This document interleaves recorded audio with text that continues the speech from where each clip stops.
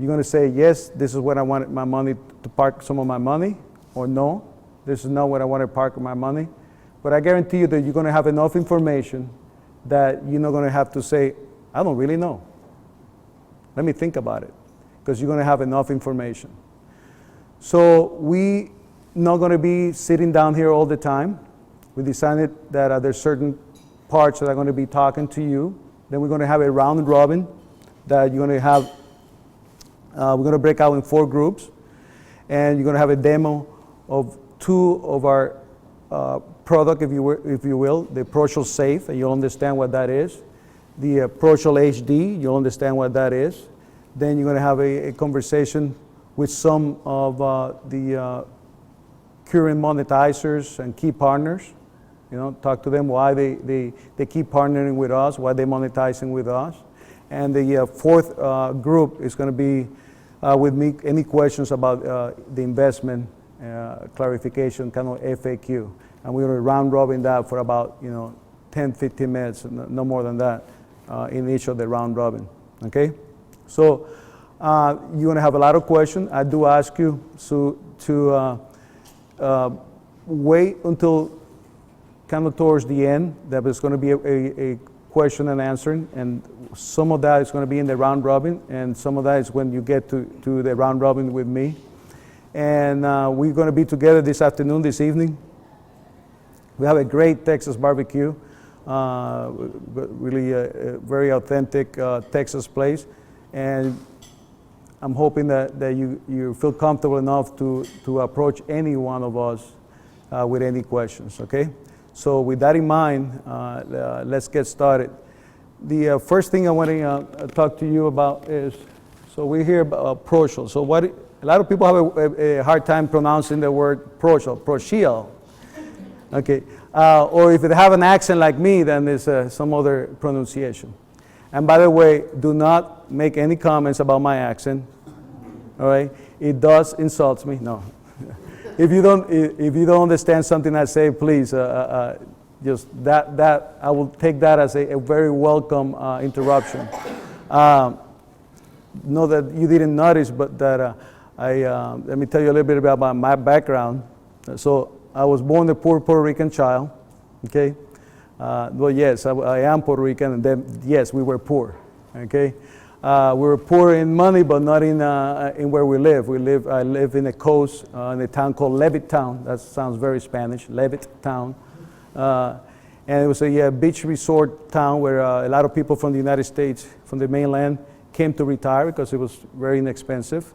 And we had gorgeous, beach and golf courses and all that. And so I always say that, yes, I grew up poor, but, I had a great father. My dad was a cop. I had 3 jobs, 3 full-time jobs, I kid you not. He was a motorcycle cop, never even earned a stripe. He was just a motorcycle cop, okay? And he worked for a law firm, finding people, serving them. And the 3rd job that he had was in the ports. When they take out the ship's containers and they put them in there, they have security. And so he worked at night as security doing that. So my father was one of those people that was very, very busy, but he made sure that every Thursday I had $20 in my pocket. Now, in the 60s and 70s, having $20 is a lot of money for some of you that can remember that. So yes, I say I grew up poor, but I had a lot of money in my pocket. So 50 cents for the movies, I invited a lot of my girlfriends to the movies. So I went on Friday, Saturday, and Sunday to the movies with a different girlfriend. So that allowed me to do that. So that's the day I turned 17, and I mean that same day that I turned 17, I was on my way to a resort, another resort called Parris Island, South Carolina, okay, as a Marine Corps boot camp. And it was a sore subject in my family because my father was a Marine, his father was a Marine, and my mother, idea of the Marine Corps is no good. It's men get hurt. And so my mom opposed signing. My dad said, okay, no problem, I'll sign. But my mom said, over my dead body, you're either going to have to wait until you're 18 or... So I had a big riff with my mom that night. True story, and then I came back about 2 o'clock in the morning and said, Mom, I'm going to do this. Maybe not today, because you're not going to sign, but I'm going to do it a year from now. And that's it. It's a fact. And the recruiter's going to come here at 5:30 to pick me up. I'm going to be embarrassed to tell him that, I ain't going. And he's going to think that I chicken out or something, but I'm going a year from now. She relented. And she signed, and I found myself in Parrish Island, South Carolina. So about 12 hours later, I said, Mom, what did you sign? Why did you sign, Mom? No. Yes, that's true. And this is a part of the story. This all what I'm telling you is true. This is may the God be my witness. This is true. So part in the Marine Corps, you have to memorize your chain of command, from, your fire team leader all the way to the President of the United States by name, position and name. And one of the names I had to memorize was this gentleman right here. He was the Chief of Naval Operations, the gentleman in charge of the entire Navy. So for me, it's as I was telling, a very personal story, because it's kind of reminds us of how small the world is. The little that I know, I was going to meet this name, because it was a name for me. That's all it was, a name and a position. So I continued my boot camp, and I left boot camp with the high rank of private. No, true story. The people that end up in the 10% get a stripe. So obviously I was not in the top 10% because I didn't get my stripe. So I left there as a private. But determined that I was going to rise in the Marine Corps. My next training, in the first few trainings, I was able to do a lot better than the bottom percentage.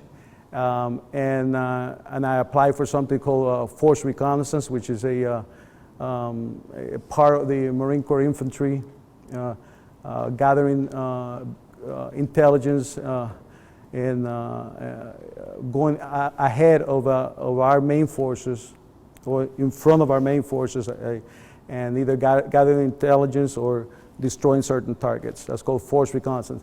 And the reason you don't know much about force reconnaissance is what I tell a friend of mine, he's a general right now. I said, we got to get better at public relations in the Marine Corps, because everybody knows the Green Berets, everybody knows SEAL teams, but nobody knows force reconnaissance. We need to hire, J. Walter Thompson is a PR firm for the Marine Corps. We should fire them, because nobody knows about force reconnaissance. So 2.5 years later, I finished with the training of force reconnaissance. I rose through the rank, became a sergeant. And other part of my story is that we went to the ship, this aircraft carrier, to do a jump off. We go there, change our plane, and a few days later we're going to go in this plane and we're going to do a jump in the water. And one of my teammates says, you know that the CEO of this ship is a Puerto Rican? I say, yeah, great. Do you know him? Hey, dude, man, I'm a sergeant. You think I know captains of ships? No. But he's a Puerto Rican. No. Okay, what does that mean to me? So he picked up that I was getting annoyed at the question, dropped the question. Fast forward a couple of years later, true story, I was sent to Puerto Rico. I'm not going to tell you the reasons behind it, but there was some problems going on over there, and there was a group in Puerto Rico called the Macheteros, and so they sent a group of us Puerto Ricans there to do certain things. And this other guy comes in, do you know that the head of the entire Caribbean is a Puerto Rican? I said, great. Do you know him? No. But he's a Puerto Rican, man. And this guy didn't get the hint that I was getting annoyed. And after the fourth time, I said, listen, what do you think? We live in hutches around here? There's 3.5 million people here, man, okay? This is not, bomb scoop Egypt, okay? And so that gentleman, his name is Admiral Hernandez, and his wife, Sherry Hernandez, is here with us. I had never had the pleasure to meet the Admiral. I think he owes me money, because every time we try to meet, those 2 times and now, We don't see each other.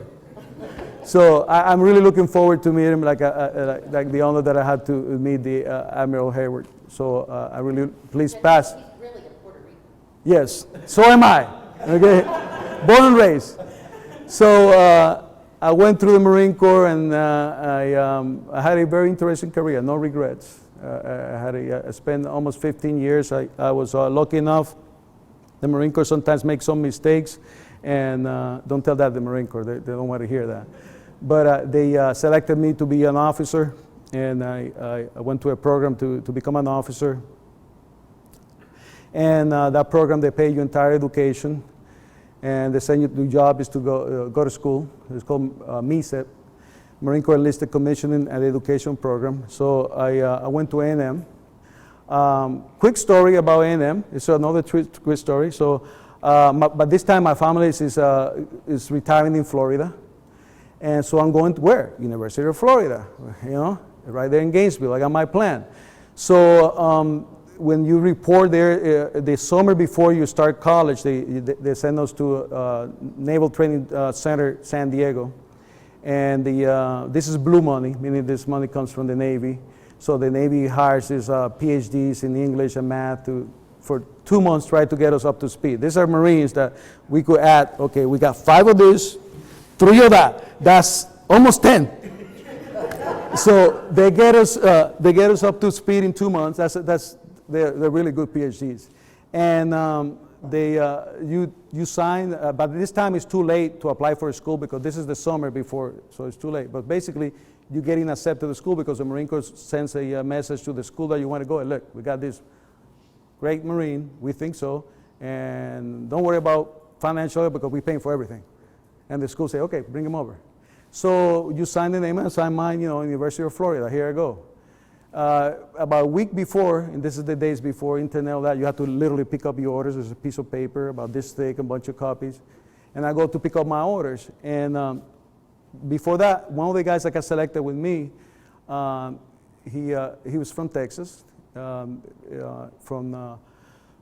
Conroe, Texas, and he said, you got to go A&M, and I never heard much of A&M, but I know they had a Corps cadets. I said, listen, I got enough of the Marine Corps.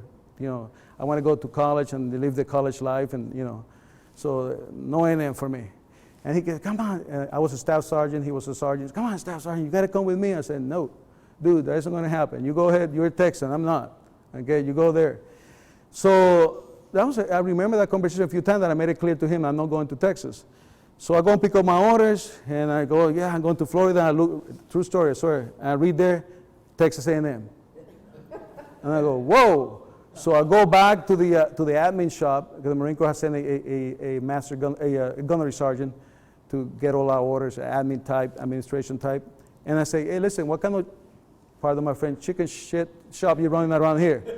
They said, what do you mean? I said, I'm not going to Florida, man. This says Texas here. I said, yeah, that's what you wanted to go. I said, no. I look at my paper. So he pulls out my paper, and he says, Texas A&M. I said, that's not my handwriting. I said, that's not my problem. And I say, what happened here? And then one of his helpers said, well, Sergeant Henry, he's a general selectee right now. He came here and said that you changed your mind. Okay, he's dead. Don't worry, he doesn't need orders because he's dead. So I go, Dimitri, what the heck, what's going on? I said, man, you didn't want to listen, Staff Sergeant, but I'm telling you, you're going to be happy. You're going to be happy. You're going to say, I better be because now you're dead. We drove to A&M, and the moment we got there on the Sunday afternoon, and I knew that I was home. I saw the school. I said, April that year, I had come back from Beirut. Most people don't remember Beirut, but it was another beach resort. And at the time, we had the Admiral remember because he was the CNO at that time. But we had a reinforced Marine battalion fighting in Beirut. So I come back from Beirut that April, and that was a welcome relief. So I made it to become an officer, and all I wanted to do, I spent 2.5 years in A&M. I'm not smart, they just wanted to get rid of me. It's true story. Because our thing was C for commission, D for diploma. So in my transcript, you don't want to see too many A's and B's. Okay, because the Marine Corps require you to have a C. They'll waive the D, if you had a D average.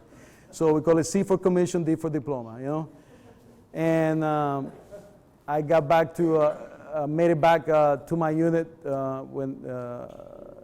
when I got commissioned, and I went to something Marine Corps called TVS, and I picked up a regular.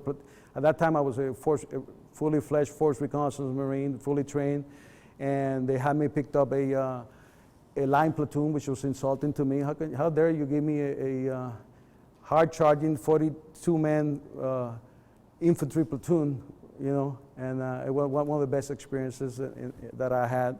Then I made it back to my unit. At the time, most of you don't remember, we were involved in places in Central South America, dealing with was a lot of problems going on. One was we had the Contras in Nicaragua, we had an insurrection in Salvador, Guatemala, and we were at the same time doing drug interdiction all the way to Peru, not just in Colombia, Peru.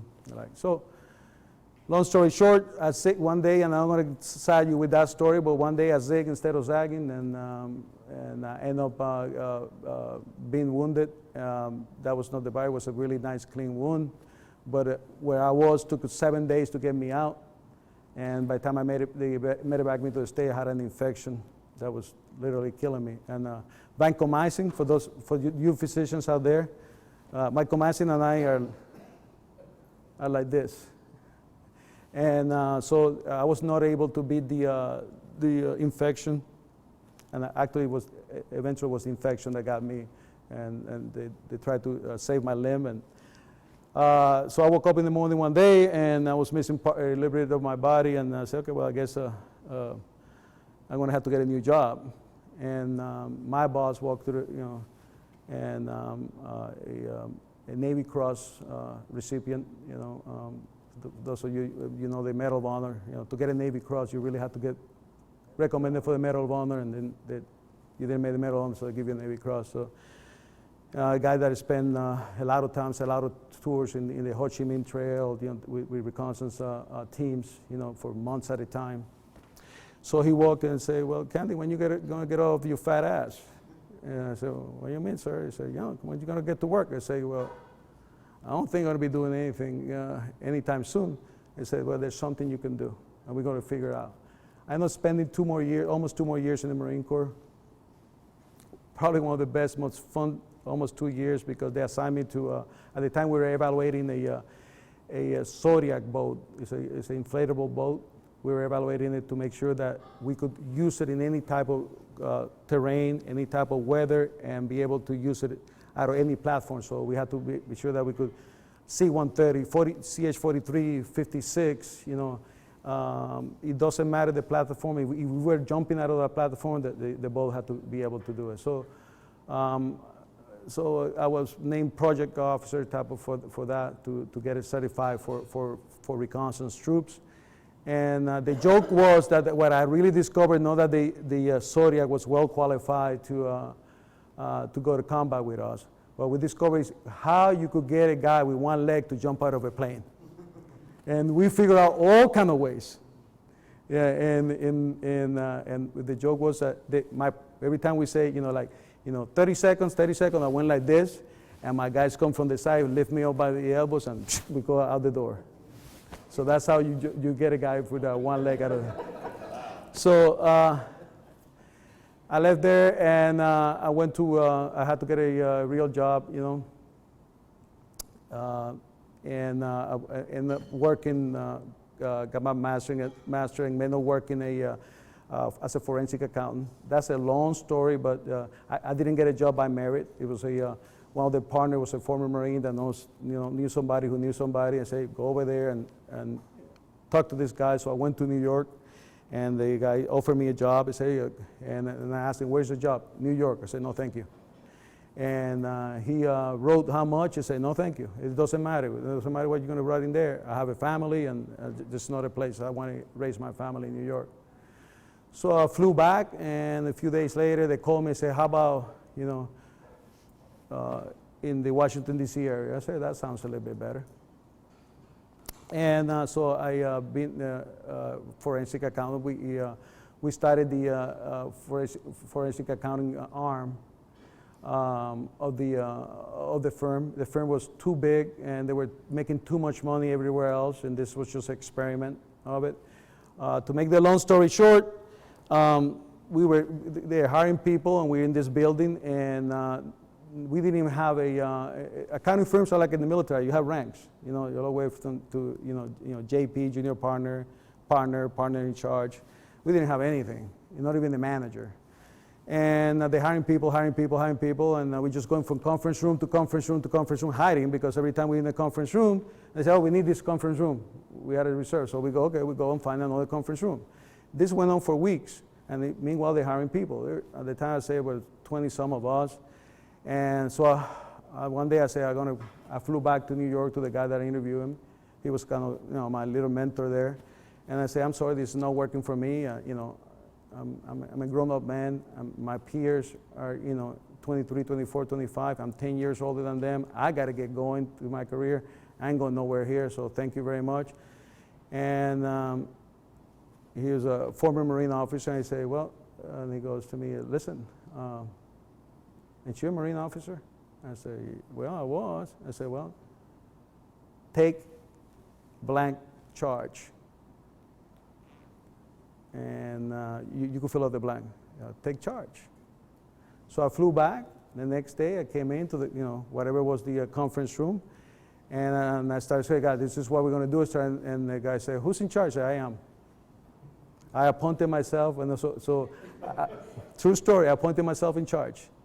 And I figured out that they were like the military. You had request form for equipment, for computers, for space, and I figured out all those things. I figured out that it's a big accounting firm, and we had clients. We just needed to go tell them that we don't need your accounting work. We don't need your tax work. We're doing something different here. And we started, calling them, and that's how things went. Fast forward, and there, back in 2008, 2007, 2008, came here to Texas, and I figured out what I'm going to do next. And I knew there was going to be healthcare, and the reason is I had been exposed to healthcare as a forensic accountant, and I analyzed that industry very, very well.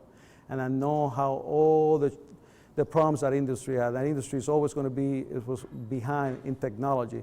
It's kind of an oxymoron, because you got the sharpest mind in the industry, but business-wise, we're just always behind. Things were analog. It's still in an analog state. And I also figured out, or part of the research is that no matter what happens with the economy, no matter what happens to things, we're always going to need healthcare. Always going to need healthcare. And unless we invent that robot, healthcare is an eyeball to eyeball, kneecap to kneecap endeavor. Okay, so it's intensive in people. It's always going to be intensive in people. And the people that do that, you can't train them over one weekend, or over 1 year, or a few years. It takes many, many, many years to train those people. And I say, there lies an opportunity in an industry. So the first thing I assess is, I want to be in an industry that the wind is in my back, that I'm not fighting. For those of you who are swimmers, I hate swimming against the current. I like to put the current behind me, the wind behind me. So that's what the reason of healthcare. We started managing anesthesia and emergency room departments. A lot of people don't realize that there's certain departments in the hospital that subcontract some of the services. So we started doing that, and we started developing one time, I went to a place and I was shadowing this anesthesiologist, and he goes in the copy machine and he's making a copy. I said, man, this guy's making a personal copy for something on my time. And I said, what you doing? They said, I'm making a copy for you. I said, for what? It's all our records that we have to ship, send to you. And I said, gosh, I'm paying somebody $450,000 a year to be my secretary. This ain't good. And so we started looking for electronic health record dealing just with anesthesia. They weren't good. We thought we had a better idea. We started developing an electronic health record, and we did. We developed an electronic health record. Fast forward, and we got a meaningful use certified stage 1. So in 2014, and you were with me, right? You were with me. You were holding the fort back in the office. We went to this conference and to showcase our electronic health record. We got a double booth. If you were CEOs, you thought we were like multi-billion-dollar company, okay? And we started talking to the physicians. And when we showed them, hey, this electronic record, go, no, what is this thing right here? That was Procial. And what is this thing right here? They didn't want to hear about the electronic health record. They wanted to hear about Procial, you know. And that's when I say, we need to pivot. Everybody here familiar with the term pivot? We need to pivot, and which lies into the next section of my presentation. And I want you to hold that story because it's really important. When you pivot, it's because you have a market need that tells you that you need to go in a different direction. In the military is, if the attack is not working here, you don't hightail back and retreat. You figure another place to go forward from. And that's a pivot. But you don't pivot on your own. You need to have the right people to be able to tell you, hey, yes, we're confident enough that we need to pivot. So let's talk about who those people are. Now, I'm not going to bore you and go down the list of these people, but I'm going to tell you things that are important about these people, okay? And I'm taking an idea for one of my staff to give me an idea how to describe the team. And the team, the best way I could describe the team is one of my team members told me this is the best way. These are thought leaders, thought and execution leaders. They could think their way through the problem and execute through the problem. So they're not only the thinkers of the problem, they're the trigger pullers of the problem.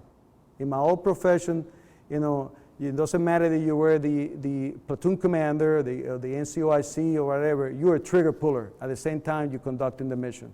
You have to be the thought leader and you have to be the trigger puller. And that's the kind of team that is here. And I'm going to give you further in the presentation proof of that, because it's easy for me to stand here and tell you these are great people. These are thought leaders. These are execution leaders. I'm going to give you an example that's going to rock you both. If you don't tell me, Alexander, that is not the best example I ever heard in business of somebody, a team, being able to execute in the shortest amount of time and have a proven and measurable result, then I tell you that I need to know what company that is, because I need to invest in that company. Okay?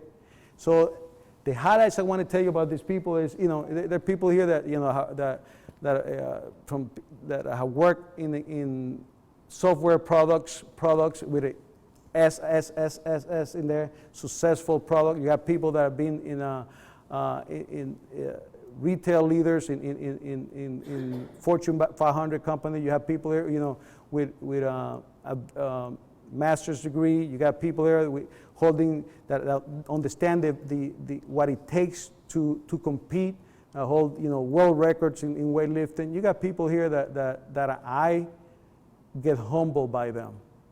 And they don't know it, and they will tell you, Alexander, that's not a part true of the story. You know why they will tell you that? Because one of my big flaws as a leader is that I'm not a cheerleader. I tell them, when I hire them, I say, listen, you have to understand, you're going to come work with me, and there's no cheerleading. I can't. You're not going to see me in shorts and pom-poms and go and stroke you back. I don't. And so I don't compliment them enough, because I just push them all the time. I push them because I know what they're capable. I know what I see in them when I hire them. But these are people that are able to execute. I feel confident to tell you that, God forbid something were to happen to me, they'll execute. They'll cry for 10 seconds, and they'll execute. Well, somebody, Jim was checking, no, 10 seconds. Okay. But they will execute. That's the kind of team that you're going to see here. Now, I've been blessed that have been people that I call board advisors, you know, and I could go down the list, and this list is growing because I'm making offers to people to come in as a board advisors. But I'll tell you what that I want to highlight is, these are people that are leaders in their field. These are people that, that I get humbled by because they pick up my phone when I call them. There's one individual here that he's here that when Procial was just basically an idea, not much more than that. Not much more than that. Basically an idea. I sat down with him and said, listen, this is what we're going to do, da, da, da, da, da, da. And he said, here's $100,000, Dr. Thompson. Okay? So I'm humbled by the people here. You got people here that are the physicians that are not renowned physicians, that not, so I look, every time I look at that list, I get humbled by it. I got individuals, that are also our key partners, like Michael, every time he opens his mouth, his genius comes out of it, I was here just before we started, and I should have started by telling you I apologize for the delay, but one of these people came to here and told me I think it took him 20 seconds to tell me something. I went like, wow, we need to do that. And I thought that's genius when they come out, Dr. Rubin. And something that we're doing, we're going to talk about it, and they told me, this is how you need to do it. And I don't need to, once I heard that, it was like, that's exactly what we need to do. So these are the kind of people that are in the board of advisors. So rather than me to tell you, about each one of them, I'm going to tell you, I'm telling you the quality of them. You got people that, Jim Kyle, Jim Kyle and I, we, on the phone, every other day, Jim, what do we, and he locks his heels, say, buddy, whatever for you, we're going to make it happen. Okay? People that have my trust 150%. So I'm very humbled by those people. So if we didn't prepare this slide, if I would have prepared one slide only, and I could tell you the exact story, is this slide right here. This slide right here, I would tell you everything. I tell you what, don't pay attention to any other slide. Pay attention to this slide, because this slide I could walk you through what Procial is and where we are here. And I would like to, and again, I'm going to apologize. I'm not hiding behind the pedestal here. I'm not hiding it. I'm using it a little bit to hold myself. Don't feel sorry for me. Just I'm getting old. That's all it is. So I'm going to use a laser to point out. Okay. So this is not a lecture. Okay. So I'm just using this to help me out. So here we have risk. Okay. So let's start with the parameters of this. This is time. Time 0. Whatever time that is. Last month, a year ago, 10 years ago. It doesn't matter. Time. Started right here. Time goes to the right. Okay. So you have two elements of any. Now let's forget about Procial. This is we're analyzing a widget company. We're analyzing investing in this laser company right here. Okay. It doesn't matter. Okay. There's two things that me as an investor, as I told you, I designed this to say what will resonate with me as an investor. Okay. There's two things that I need to analyze. Immediately is, what is my risk? What is my risk? And in the beginning of any enterprise, the risk is what? High. Period. I don't care what it is you tell me. We just discovered the cure of cancer. Great. Where's the first vial? No, we discovered. Great. Where's the first vial? Risk is high. Even though you might know how to do it, I don't know if it could be done until we see that first vial being injected in somebody and a person jumping up and down, cure of cancer. The risk is high. All right? So therefore, the cost, if you tell me, well, my cost has to be low, because I'm transferring the risk from you to my pocket. So my dollars are getting your risk down. So therefore, the cost of that venture had to be low. Okay? And that's in any enterprise. As you move in time and things start happening in that enterprise, okay, then the costs start going up. Why? Because the risk is going down. This portion from here to here is in Procial is the pivots that we had to do. Trying this and that didn't work. Trying that didn't work. Okay, we tried 2 development companies to be able to develop our product. Okay. We tried developing in India. We tried developing in the United States. We tried developing inside, hiring, we had at one time about nine developers in our office. All that stuff is what's happening here, and somebody's paying for it, okay? Because that's cost, okay? So before we landed in a key partner, like Modern Impact in this case, we had to go through a lot of toads before we kiss the prince, okay? And that's cost. So, but as you're doing those things, the risk is going down, and the cost of the investment is slowly going up. Now, everybody can wrap their heads around that. Right here in the middle is the most key factor in any enterprise. It's a time that somebody's willing to write a check, give you a John Hancock, a Bill Lincoln, whatever, okay? Somebody that's going to is willing to put their hard-earned money as a company for you to buy your products, services, whatever you're offering. That is the monetization point. Life in an enterprise, to the left and to the right, are two different things. To get somebody to buy your product takes a long time, okay? You have to take something from concept, idea, prototype, blah, blah, blah, all the prompts that you have to do, all the pivots you have to do, and get it to somebody to commit to monetize. After that, the risk, by definition, has gone down. That is the point that we are here. And I was going to show you later. That's the point that Procial is, that we are at where we already have signed contracts to monetize. No people are thinking hey, I want to buy your services. Here's a contract to buy your services. Okay? And that's the point that we are in. And I want to walk you through it. So now that we understand where we are as a business risk, let's understand where we are. We told you about healthcare, and everybody here, I mean, we have some physicians here, so everybody understand, I told you about the force of the market. Healthcare is the largest employment sector in the U.S. The need for physicians and nurses close to, if not 20%, okay? Healthcare analytics is $21 billion by 2020. 80% of all the data in healthcare is unstructured, in other words, hasn't been organized, okay? And the growth in there is 25% annual growth and compounding, okay? So we are the wind is in our backs. Where in our back is that, we are in the licensed, LMP stands for licensed medical professional. That's $11 billion market, okay?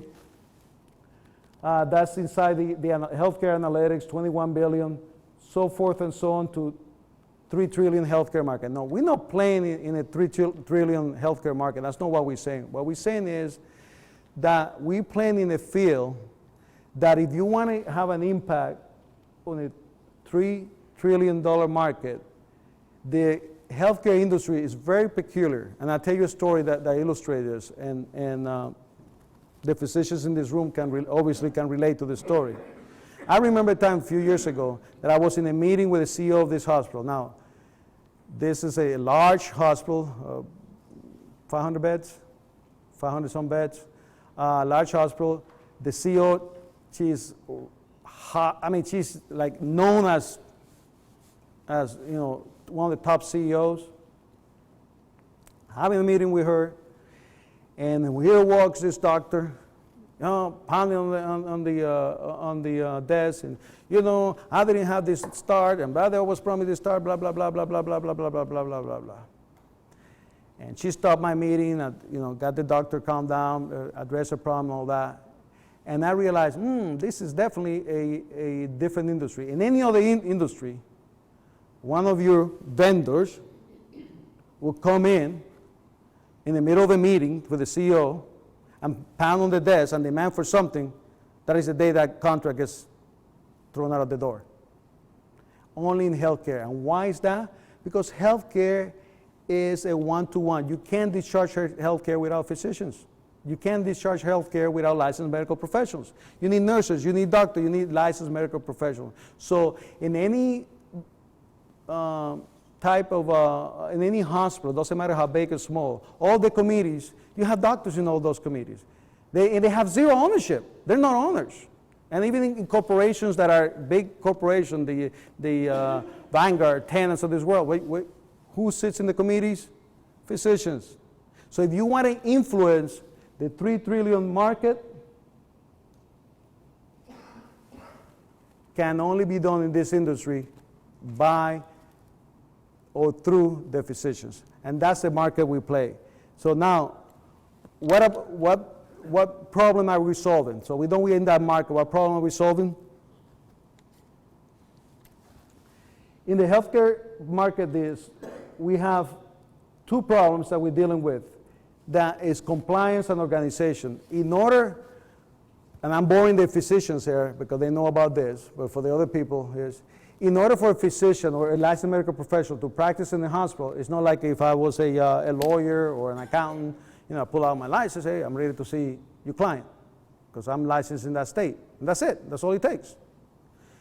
In healthcare, you pull out your medical license and you're a fully licensed physician in that state and say, let me see your patients. They're going to look at you like you're definitely not a doctor. You're crazy because that's not the way it works.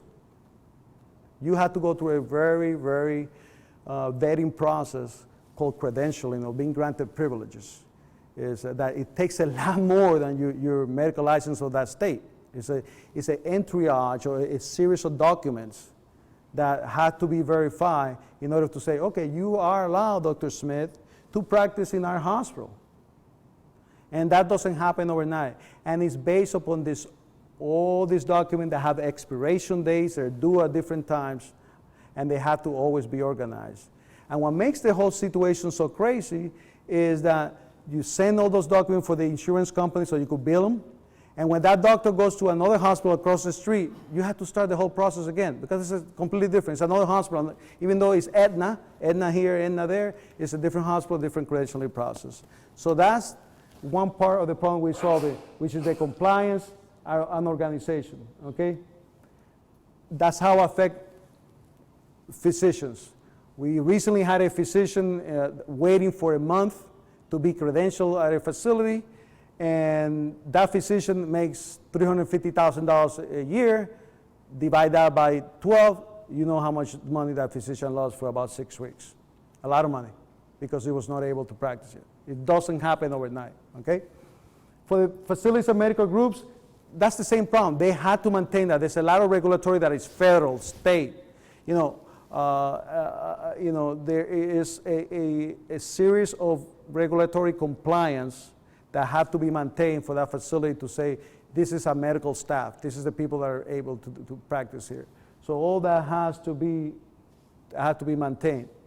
And there's this other group of people that want nothing more in this world than have access to those physicians. Why? Well, we all know that. As a profession, highest paid profession. I just told you they influence the $3 trillion healthcare market. So all these industries want to have access to it.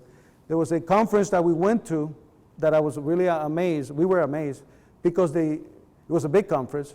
The booth that was most attended by anyone, you will not believe which one it was. I'm going to tell you. It's a jewelry store.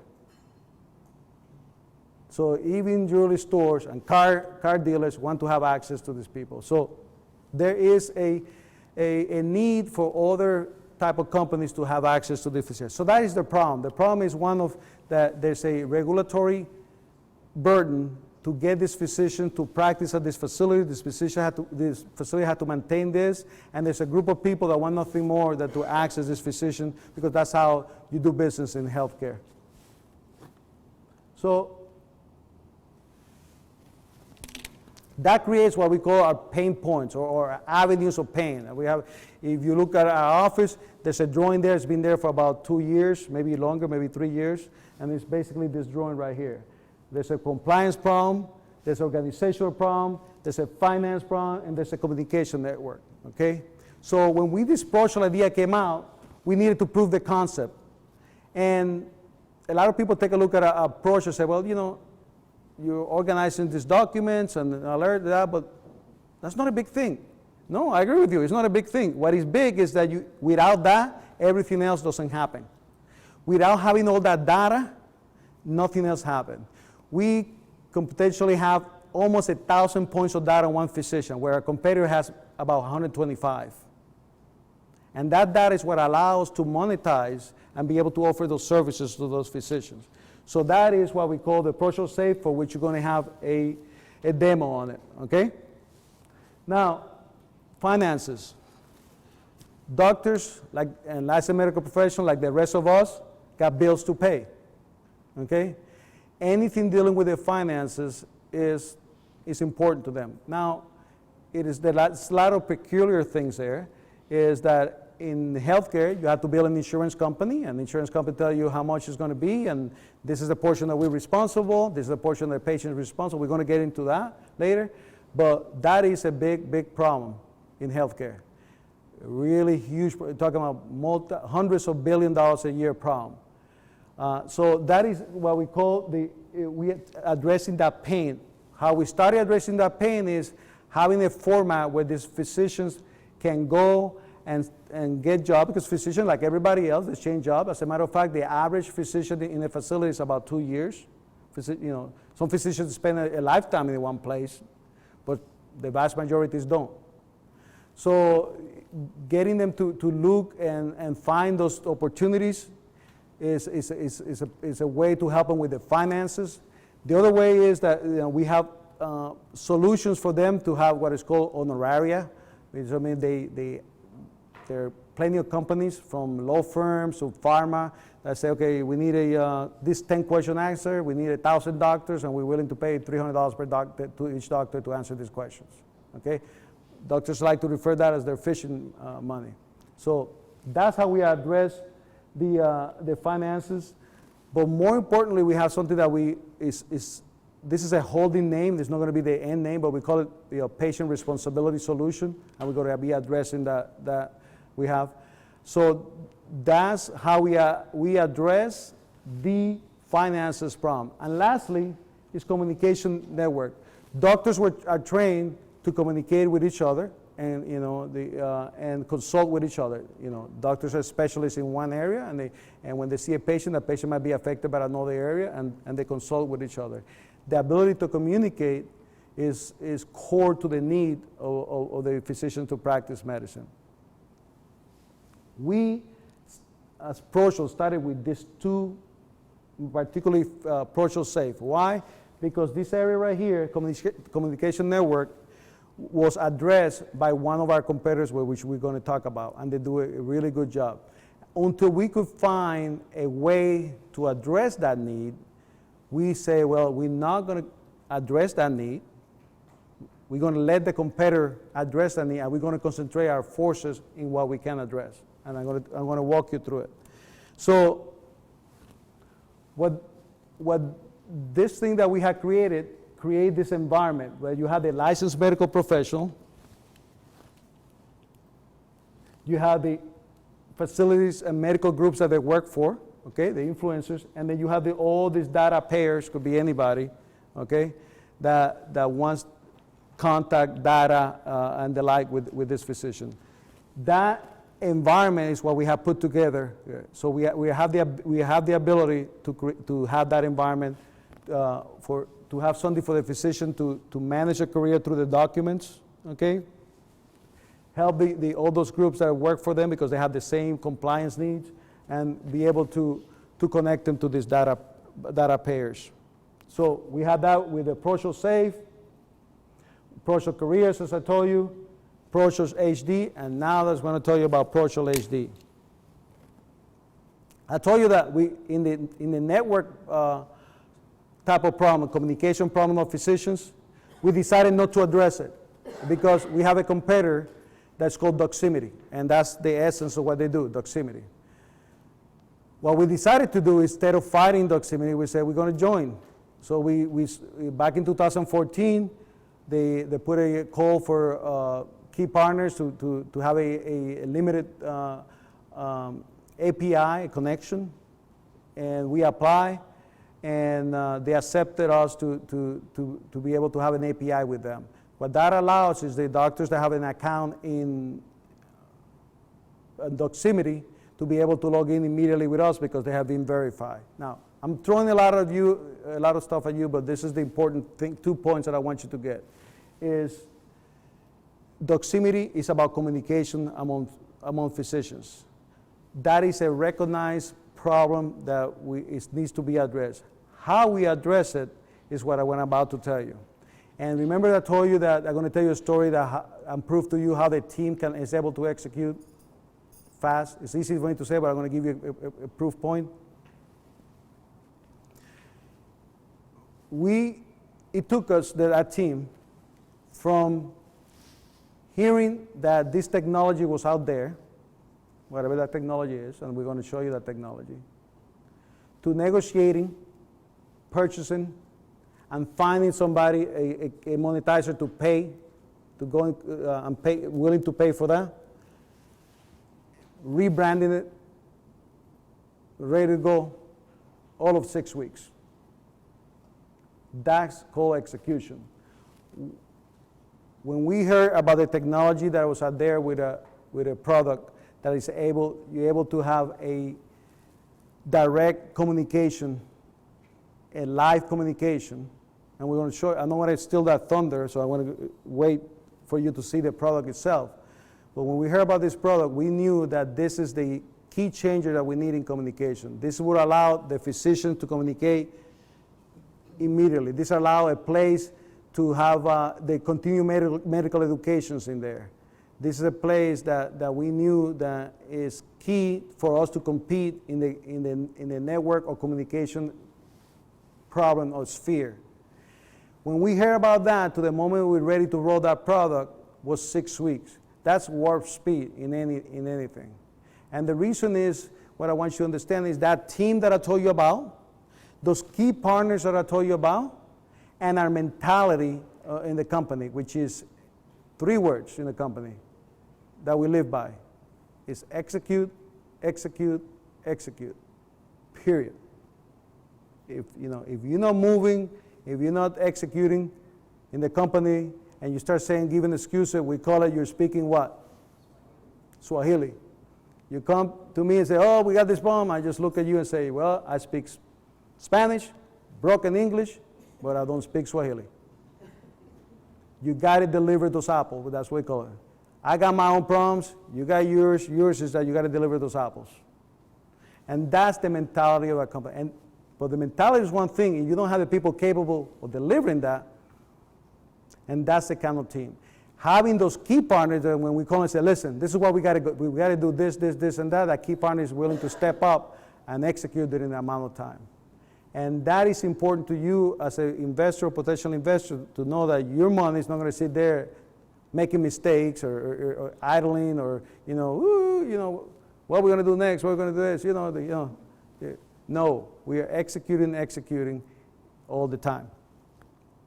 So where we get all this data that we monetize and all that, we get this data from all this document. This is just a list, a partial list of it. Okay, this data allows, and we're going to use an example of monetization, which is with insurance company.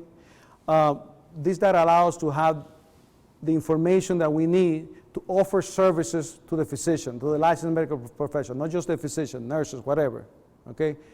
So from this, we take this information, we digitize this information, and they're able to offer services that they need. Okay?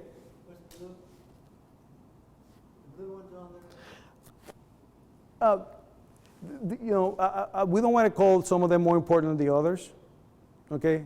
But these are ones that give us a lot more information. Okay? But not necessarily more. When you have an I-9, a doctor born in the United States doesn't have an I-9. But a doctor that is not, and is a foreign nationality, will have an I-9. Okay? So why our data payers are excited? And we like to use this analogy that we think is a good analogy to understand it. Last week, when you got on your car and went to work, and you got on the highway or whatever, you drove 20 minutes, 30 minutes to work and back, and if I were to ask you, tell me the signs or the advertisement you saw, you won't remember. And the reason is not because you're not smart, and the reason is because they were all irrelevant to you. Okay? But let's say, for example, if that morning your spouse would have said, honey, we need a new dining room set. I guarantee you that you'll remember almost, if not all, the furniture store signs. Because you know that you need a new dining room set. And then what's that called? That's called, you have an event of need. The event of need is new dining room set. Well, let's say that your spouse told you, we need a dining room set, and whatever it is, we need it within 30 days. You have the time of need. 30 days from now, you better have a dining room set, or your spouse is not going to be too happy. Okay? Now, let's magically imagine this. Let's say for some reason we knew when your spouse was going to tell you, honey, we need a new dining room set. And that's what we have. Because in these documents, when we get them from this physician, they tell us, I want you to tell me 120 days out when my insurance is up. So 120 days out, we know the event of need, which is insurance, the time of need, which is 120 days from now, and this has been pre-requested by the user. So we have event of need, time of need, and a pre-request from the user. Why this is important? Because that's, for a marketeer, that's a dream. You know when somebody needs something, what it is that they need, and they tell you that they need it. So now all you have to do is present them the choices to buy. Okay? Now let's translate that to a real, and we have a gentleman here that I'm going to be careful about insurance, because if you want to know anything about insurance, he knows everything there is to know about insurance. Okay? It's one of our key partners, Jeff Chesky, the CEO of Insuritas. In order to provide a physician a quote, an insurable quote, how much the medical malpractice, we like to call it med mal, it's going to be for next year. You need a lot of information, okay? A lot of things. Without that, no insurance company is going to be able to give you a quote. So what happens, and this is straight from the insurance companies, they lose about no less than 40%. So from the moment the doctor calls, and let's say Dr. Rubin tells his office staff, say, listen, call the insurance company, see how much you're going to be my insurance for next year. So they call, hey, we got, Dr. Rubin wants to buy insurance, so he's a willing buyer, and we need a quote. They're going to tell her, well, we need this, this, and that. Never mind what this is. There's a lot of documents, There's a lot of information they're going to need. Insurance companies lose 40% of those leads because it takes time to get that information from the physician's office, the physician or the physician office. So you have a hot lead that you lose 40%. They claim that once they have that information, they're able to present an insurable quote, they could close 60% of the business. So 60% times 40% is what effective rate is that? We have a PhD in mathematics here? Huh? 20, so they have an effective rate of 24% of them, right? What we are able to do, I want you to imagine this, is skip the 40% they're going to lose. We're able to get them to the insurable quote. Here's the information, give us a quote for Dr. Rubin. So we go from a 24% effective rate to a potentially 60% effective rate. Because we're able to immediately say, okay, Dr. Rubin wants insurance, an insurance quote, and he wanted to be presented with some choices. Choice number 1, choice number 2, choice number 3, and Dr. Rubin is too busy, and his office is probably even busier to make copies and send this and send that and send the other. And they're able to provide that because we're able to transfer that information and then provide the quote. This is why data payers are excited. I'm just giving an example for insurance, but it more or less applies for other areas. We're able to provide that information which they need, so the service that the physician, the licensed medical professional needs, can be presented as an alternative to them. So we have different data pairs, and insurance and other areas. We have, for example, the National Association of Insurance Review Organizations, that's NIRO.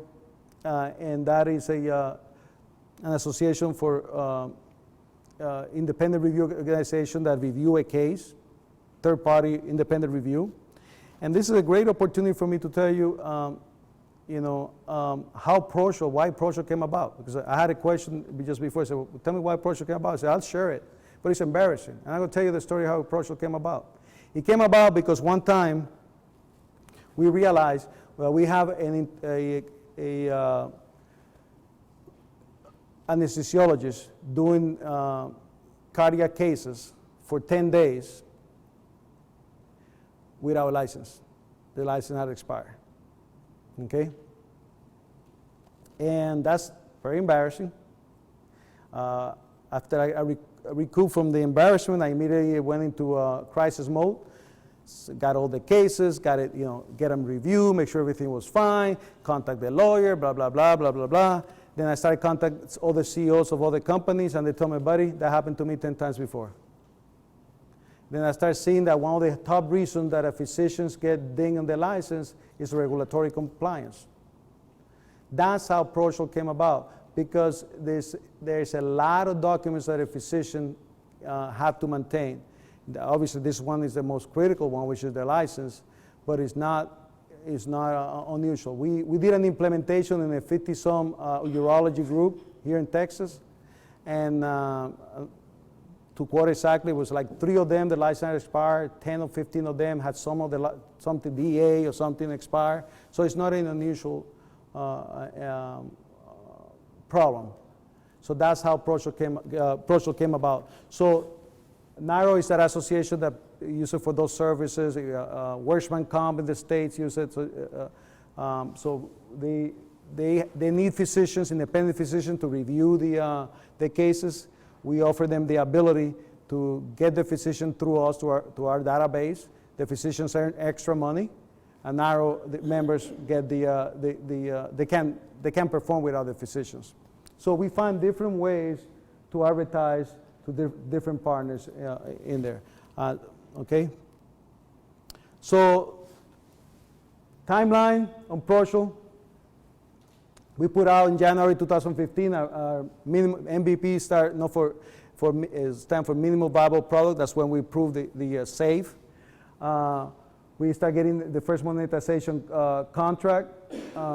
We got the company evaluated by a third-party firm. Then 2016, where we got now, we putting out the Procial 2.0, which is the more robust product after the minimal viable product. Procial HD, we are about 300,000 users, and now we're going at that point that we start monetizing.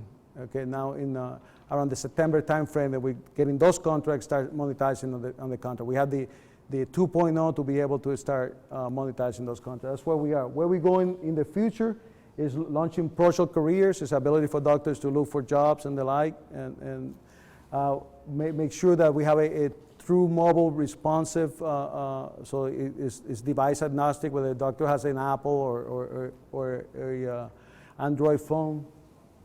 We will do our next evaluation at the end of this year to see what is the difference between what we had before and now. And we're going to talk about the evaluation here. And then we launched in beginning 2017, Procial Marketplace and a true app, a mobile app. Different from mobile responsive means that you're able to see it in the phone, but there's an app that you could download and see. Procial Marketplace is when we put in all the different types of product in there for physicians to be able to get products that they need to practice. So this is one of my favorite slides because it compares us to Doximity as far as execution. And why this is important, because Doximity is on us, we are in the parallel line. We're not quite the same, as I told you, they're in the social network, we're in the career management, but we are jumping into the social network with IGO, okay? So it's a good comparison, and Doximity is a top-notch company, period.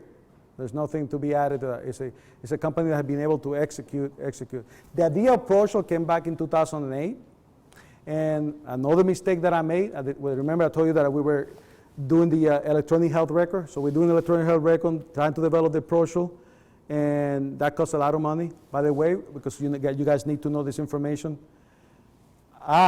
This is one of the few times that you're going to hear me say the word I, because this is happening. I, Alexander Candelario, I have about $3.3 million invested in this. This is not because I don't take salary. This is true, hard cash money, okay? So, develop two robust products. That's an expensive proposition. I say, okay, which one should I shelf and which one should I go? And genius me, I selected to continue with the EHR and shelf Procial. What happened is, fast forward a year later, Doximity launched, and the officer will tell you that I was like, you didn't want to talk to me for a week, because I was a boom, boom, boom, boom, and that's the start of a project. We shelved it for a few years because we were concentrating on it. But that's the pivot that we took, that you don't have to pay for it. I pay for that pivot. I pay for that mistake. We now have our entire business model sort out. We don't need to pivot anything because we had done that already. So let's compare to Doximity. Doximity launched in August 10. Our official launch was in January 15. Doximity took them 21 months to get about 50,000 users. 27 months, 100,000 users. 37 months, 200,000 users. Took us about 5 months to get there. They did their first valuation and the first raise around 8 months. They raised $10.8 million. Okay, the valuation was not released, was kept private. They had around 7,000 users when they raised $10.8 million.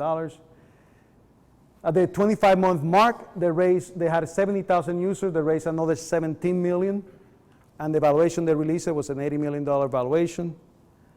Then they did the final raise at a 44-month mark, and they raised an additional $54 million. At that point, just before they had finished that raise, they announced also they were revenue positive, but they decided we're still going to take the money because we might do some purchases, but that's it. We're not going to take any more money. The valuation was $650 million. And this is one part that I should put in there, but it's very key, and it was all those moments that that drove us really even harder, to work even harder. 3 months after this, they were giving an offer for $950 million, okay? Effectively $1 billion. And they shouted in the internet, oh, how this company could be worth $1 billion. And I'm going, yeah, they're worth a lot more $1 billion, because the value of the data of a physician is anywhere between $5,000 and $100,000, believe it or not. That's how much data of the physician is worth, okay? So if you do the math, they're worth a lot more than that. They rejected that offer. That's a 50% premium. And I don't want to bore you with valuation, but those people here at Business Savvy, you got evaluation, the number, and then you put premiums and discount. Premium things that drive that number up, discount that promise down. They were offered 50% premium, $950 million. They're turning it down. Oh, this company has to be stupid. No, they're not. They announced, no, we're going to go public, and we're going to wait until we have a value of at least $4 billion. They're a smart company. They rejected that billion because they know they're worth a lot more than that. At that time, they were given a value, the valuation was a value of $2,167. The premium drove them to about $3,300, but they realized $3,300 is a lot lower than the minimum value of that data. The minimum value of that data is $5,000, not $3,300, and that's why they rejected it. That, it was, for us, is like we had now the measuring stick of what we do, what we're worth. Okay? So it took us about 24 months to be revenue positive. Okay? It took Doximity 40 months to revenue positive. So let me go here for a second here. Oh.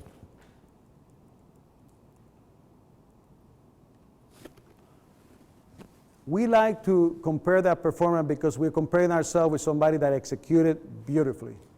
Doximity execution, ladies and gentlemen, perfect as far as I'm concerned. And I'm a hard judge of those things. Our execution thus far, parallels, if not supersede. I'm humbled by it, you know. One of the hardest things for me to even articulate to people when they ask about, you know, what value you want to give, what value you want to exit. We're going to talk about exit because the exit is where you're going to make your money.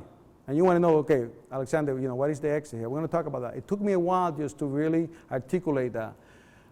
And because I come from a world where most people come is you take the net income, it gives you the EBITDA, you calculate some capitalization rate of that, and that gives you value.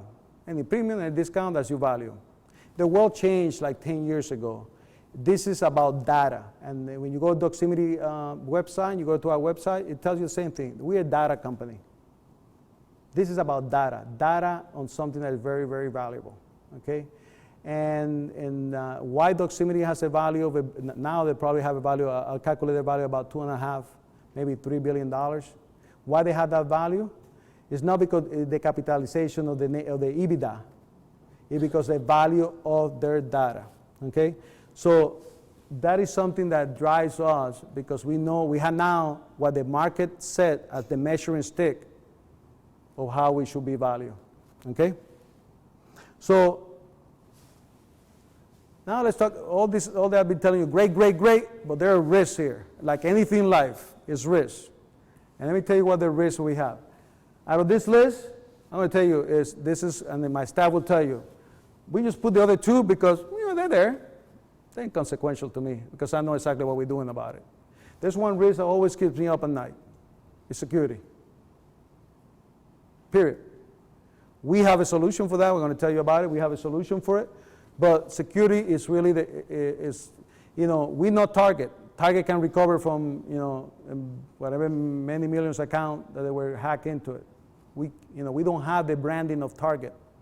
So security is a concern for us. We have great security, Jim, and you want to talk to Michael, it will tell you a lot better explanation about our security there. That still keeps me up at night because I know that Target had a great security too. But we have another solution that we'll be able to apply around a year from now. That is not only a solution to security, is a monetization for us. So we're turning that risk into a monetization avenue. But security is a concern. Competitor advancements is, just like we've been leapfrogging around Doximity, some other competitors leapfrog around us. That's the marketplace. And why I say to you that I don't really worry about that, because I know that we're an execution team, period. I annoy my people. They'll tell you. Hopefully they will be honest enough to tell you. I annoy them. I go, oh, it's Wednesday. What has happened this week? What's going on? What happened this week? Say, yeah, Alexander, the same thing that I told you half an hour ago, that's what happened. Okay? And 2 hours later, okay, what's going on? What happened? Okay, no, we need to move. Move. And they look at me like, what do you want? We're moving. We are an execution team. And that's, they feel, they don't want to admit this part. They like that.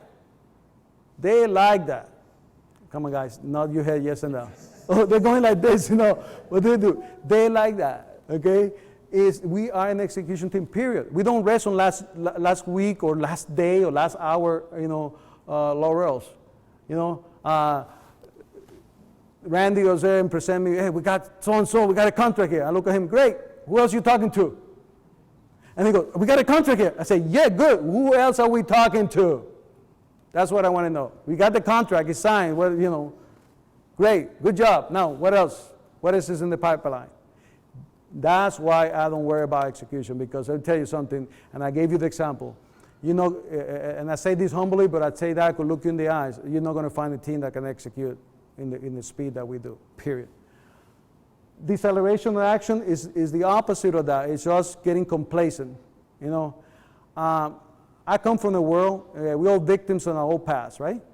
I come from a world, and those of you that were in the military, and I feel humble because the people that are present here, they're in the military, it's like you take my career, you put that exponential 10, and that's their career, okay? So they can relate to this.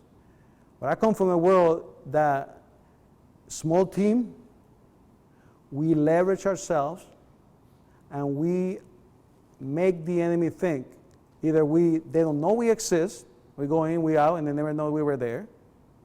Fools. We just spent a month in your territory. and here's all the pictures, all the damage we did. Or we make our force of action so great that they don't even have time to react to it. And that's the way we do things. So I don't worry about us decelerating action, because we are, this company will never be hundreds of employees. How many times you got heard me say that, the people in my company? No, I'm not interested in hundreds of people. That's fat. The only fat thing around the company is called me. I'm fat. That's it. I'm interested in people that can execute, that can wear multiple hats, feel comfortable me being, say, look, this, okay, no. And we have a culture that we put everything on the line. We talk about it. We make a decision, and that's it. So I don't worry about deceleration of action. So monetization, blue is the things that we're doing this year. This is what we're launching now, this types of monetization. And the black ones are the things that we're launching in 2017. I'm not going to bore you with each one of them. What we're going to do is, starting now, every month I'm issuing kind of a report to everybody, email. Okay, these are our accomplishments. This is our roadblocks. This is the key performance indicators, how many users, how many revenue, blah, blah, blah. Questions and answer, we do that every month. Every quarter we do in a Procial HD conference, and every year we get together, okay? But the rest of the time we are executing for you. That's what we're doing, executing and executing. So this is our projection for this quarter, 2016, and we say Q4, but we're really saying is the remainder. We're saying August, September, October, November, December. So not really, okay? So it's August, September, October, November, December. It's really 5 months, what we call in Q4, okay? And revenue is, we're projecting around $13 million in revenue. We are, you look at this, gosh, you guys run social low expense? Yes and no. We probably going to run more than $2.9 million, to be honest, okay, because it depends certain things that we want to develop faster and stuff like that, but we could scale down to $3 million. We could scale back to $3 million. But I would like to do as fast as we can, because I don't want an enemy to leapfrog around us and get an advancement. But we do have a high margin. This is data. So remember, we have the data on Dr. Smith for insurance. We monetize it for insurance. We monetize it for continuing medical education. We monetize it for jewelry store. We monetize it for whatever it is, but it's still Dr. Smith. That data doesn't go away. That data doesn't, it's an inventory that doesn't decay. Okay? So this is why our margin are really high. And this is why Doximity will tell you, and I will tell you, we're a data company. That's what it is. We're a data company. We find ways to monetize the data, period. You want to know our business model? We find ways to monetize data. Where are we spending our money? Administration and logistics, that's salaries and the like, 31%. IT support, 12%. Marketing and sales, 28%. Product development, 29%. Okay? And again, why are product development high? Because this is not a simple product. This is a product that has a lot of these products are standalone things that alone is a product of itself. Okay? Maintaining that product is also not an easy thing. So yeah, 30% of our expenses is product. Okay? Revenue for next year, we're estimating somewhere between 70 and 100. Expenses 17, and EBITDA around that money. Now, I want to make a couple things clear here, okay? Because this is what I will worry as an investor. Say, the first thing is, in that administration and logistics expense, what is your salary, Alexander? Okay? And I want to tell you what my salary is. Lindsay, what was my last salary? You remember? You remember? Anybody remember? My last check? No, it wasn't zero. Huh? I think it was $17. $17.29. That was my last paycheck. And the one before that, around that amount of money. And the one before that, before that. I'm all in. I'm all in, period. I am not rich. By any stretch of my imagination, my wife would say, no, we're not, okay? I know one thing, I'm never going to die poor in the sense that, I have a full pension from the Marine Corps. I know of hunger, I will never going to die. I got a full pension. I got full health care. I don't have really debt, and we have our practice management that makes a little money. That's how I've been able to put the $3 million. But I'm not going to decay the company by salary for me. I want my paycheck to be that last paycheck. When we exit, that's my paycheck. I'm all in, period. All in. If I had $1 million or $2 million laying around, I will put it in here. And the reason you and I are having this conversation, because I don't. But I'm all in. So how much salary going to Alexander? I just told you. I think the company pays like maybe obviously pays when I travel, my hotel, stuff like that. So you want to call that salary? I stay in a B-class hotel. Last time I stayed in a really nice hotel. Thank you very much, Michael. I was visiting Michael, and they put me in a really nice hotel. I was like, whoa, I must be important to him, But that was the last time I stayed in a nice hotel. I just stay in Candlewood Suites and the like, okay? So in my pocket, barely any. And the reason is 17-something because we have a 401k in the company, and I want to participate. I want to make sure I can participate. And, I want to make sure that my Social Security is being paid, so if someday, at least I have some social, if things don't work out, at least I have Social Security. But that's my salary. People in my staff, I have some people in my staff that are probably working for, 60, 70% on the dollar. Okay? So it's also nobody in my staff is working for a high amount of money. Nobody in my staff is working that. So that's administrative and logistics. It's bill well spent. Those of you who have been in our office, and you've seen our office. Jeff, you've been in our office. What do you call that? A, B, C, or D office? D minus office. Thank you very much. We're very proud of that. We've been in the same place for 10 years.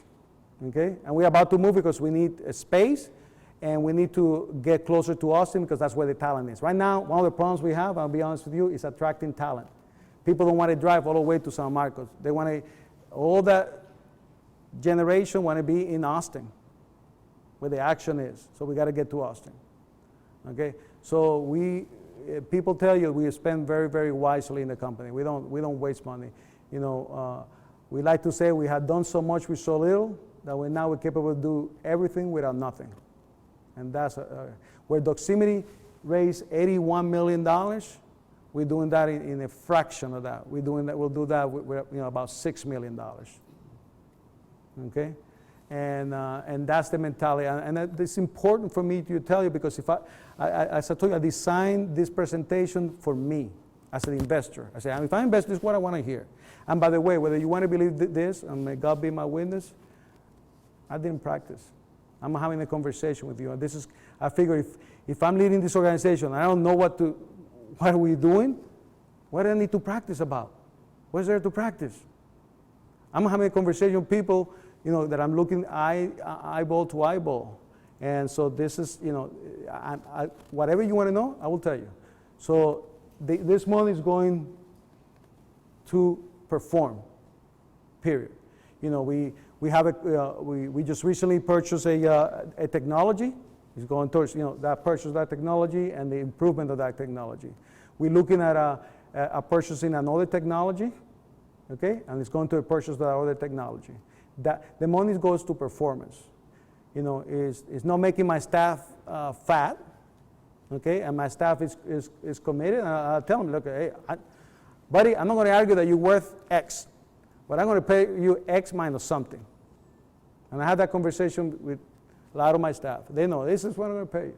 You need to believe in what we're doing.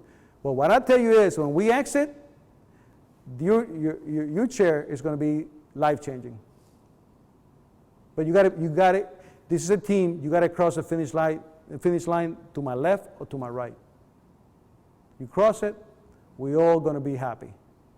So my staff is also not getting fat. Okay.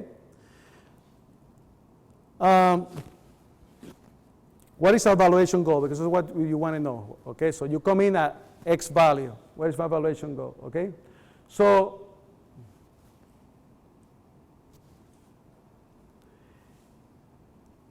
We came out of evaluation, by the way, this is not a chump change, valuation company. This is the same company that does Google Ventures, Highland Capital, you know. So it's not George Mocotelli making evaluation. George Mocotelli CPA in the corner, okay?